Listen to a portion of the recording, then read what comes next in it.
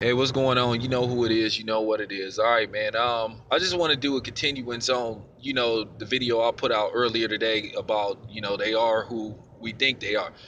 Look, once again, like I said, man, as far as these actors go, man, you got to take them with a grain of sand, man, because they're not who we make them out to be. Like I said, Casey being with, earlier about what I said about Scott Bale and some other people, man. And then, man, shout out to my brother LBZ, man, who put out the video, who showed me proof of Sylvester Stallone using the N word. You know, now my boy had told me about that, and I couldn't find the footage, but thanks to LBZ for sending me the footage. So, that's the type of shit that I'm talking about, man.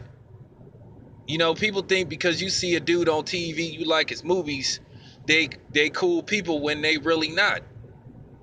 You'll be surprised what people say about black people behind closed doors, because I'm gonna get to that in a minute. And I'm gonna verify some of the shit I say, because remember, one thing about me, I like to provide proof. And I'm gonna provide proof.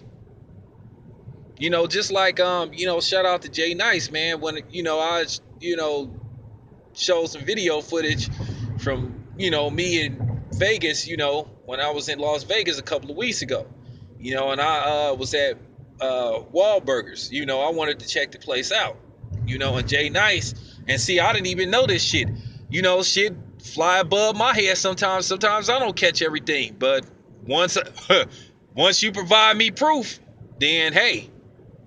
And Jay Nice, he provided me proof about Mark Wahlberg's very checkered history. This dude, Mark Wahlberg, man, if you seen the shit that's documented about Mark Wahlberg, shit. Mark Wahlberg make Floyd look like a choir boy. And it's funny how everybody want to sit up there and call Floyd a criminal, but Mark Wahlberg got a history of criminal activities, and racial criminal activities. Throwing rocks at black people and shit and chasing them down and shit. But that's how a lot of them Massachusetts white boys is anyway. Most of them white boys from Massachusetts and Boston is racist as fuck anyway. Case in being, Mark Wahlberg, probably some other people. Cause I'm just gonna tell you something. Boston, the city of Boston has a long history of racism. These motherfuckers talking about putting a statue of Tom Brady, right? But no fucking statue of Bill Russell. The guy that helped bring you 11 championships and one as a coach. And that's why Bill Russell don't fuck with Boston. That's why he distanced himself from the city of Boston. Yeah, he played there, but look how they treated that dude. That man should have a statue outside of the TD Garden Arena. There should be a statue of Bill Russell, but nah, they ain't got one of Bill Russell. They talk about they gonna put a statue of fucking Tom Brady. Yeah, Tom Brady won 4 Super Bowls, four championships, but he still has, like 7 more to go before he catches up with Bill Russell. But it's cool. And then like I said, man, a lot of these dudes that you see on TV, man, they're racist, man, behind closed doors. Ted Danson is a fucking racist. And don't give me that shit about, well, he used to date Whoopi Goldberg. No, he just a white motherfucker that liked black pussy. Because if he, like black people, he wouldn't have came out in blackface. And of course, that punk ass black bitch, Whoopi Goldberg, defended him. Because she a white people defender. Just like she defended Mel Gibson, just like she defended Justin Timberlake. So, I mean, like I said, if Ted Danson had any respect for black people, he would have never had came out doing that. And keep in mind, at the time, Ted Danson is in his 60s now. And he was like his early 50s, maybe late 40s when he pulled that shit. So he knows better. There wasn't nothing funny about that. Then, there's Michael Richards, Kramer from Steinfeld. You see what he did.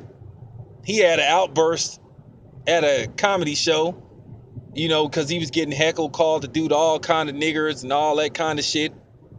So, I mean, people are who we think they are, straight up. You guys can't be fooled by a motherfucker just because you see him on TV and, you know, he may make you laugh and shit, or he plays in good action pictures and all that type of shit.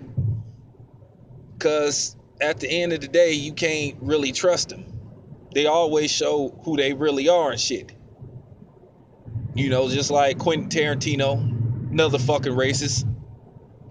I don't give a fuck about him always putting Samuel L. Jackson, his favorite coon, in all his movies. Quentin Tarantino is a fucking racist. He's just another white boy that like black pussy.